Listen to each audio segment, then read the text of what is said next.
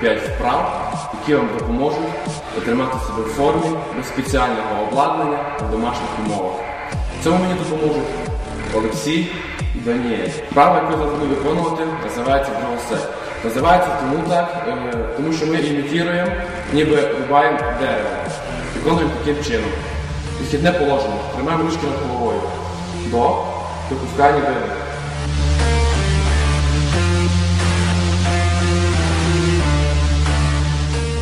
Робимо по 5 разів на одну сторону, по 5 на іншу.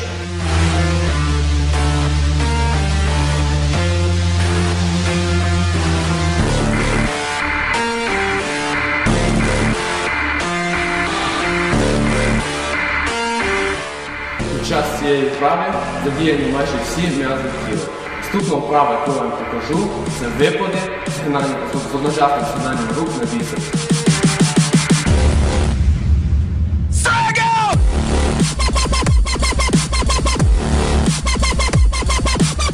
Під час цієї вправи дуже добре задіяна нижня частина тіла, точніше передня частина бедра, задня, також включається біцепс.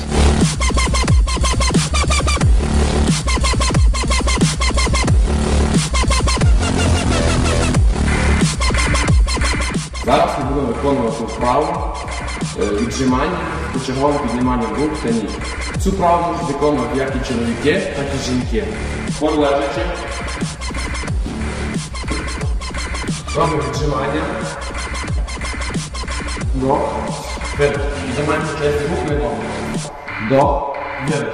Зараз мій колега вам покаже трішки легший варіант, який можуть виконувати жінки. Виконуємо цю вправу так само. Тут зігнутими колінами. Чергово піднімаємо ручки і ножки. Випускання до і піднімання видих. Під час цієї вправи задіяні плечовий пояс, м'язи грудей, рук, а також тренується координація.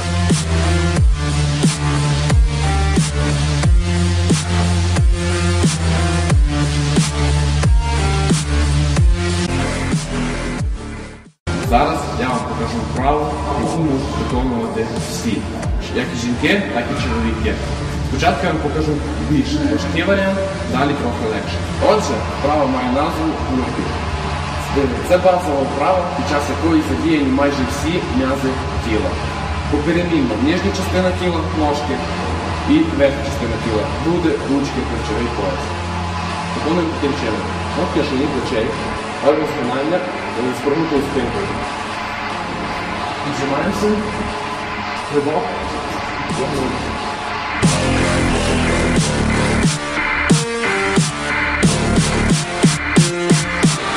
більш легший варіант цієї вправи. Так само, з прогнутою спинкою, можна плечей, спускаємося вниз. Ці виприти. Кількість повторень цих вправ виконуємо від 15 до 20, в залежності від фізичної підготовленості людини. Бажаю вам міцного здоров'я, займайтеся спортом і будьте здорові!